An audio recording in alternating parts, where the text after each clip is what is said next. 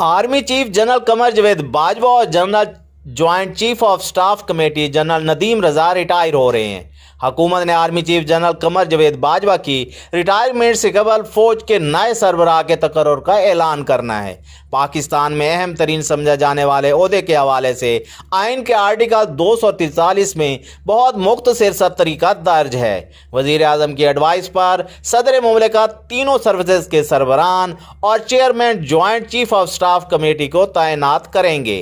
Army chief की retirement से 15 दिन या 2 हफ्ते कबल वज़ीर आज़म ऑफिस ख़त लिखकर वजारत दिफा से आर्मी चीफ की तैनाती के लिए समरी मंगवाता है। इसके बाद वजारत दिफा आर्मी चीफ से नामों की फहरिस्त मांगती है। हुकूमती रूल्स ऑफ बिजनेस के मुताबिक किसी सरकारी तैनाती के लिए एक ओहदा खाली हो तो 3 नाम भेजे जाते हैं और अगर 2 तैनाती करना हो तो 5 नाम भेजे जाते हैं।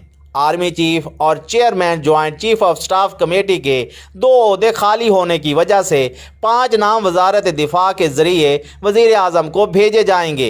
वज़ीर आज़म 2 लेफ्टिनेंट जनरल्स को प्रमोट करके जनरल बना देंगे और उन्हें आर्मी चीफ और chairman joint chief of staff committee तैनात करने की सिफारिश सदर को भेजेंगे।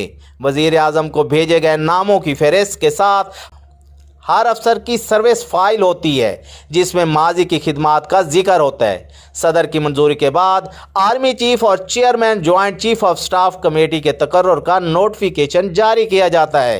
ताहम इस सारे अमल की राजदारी को बरकरार रखा जाता है।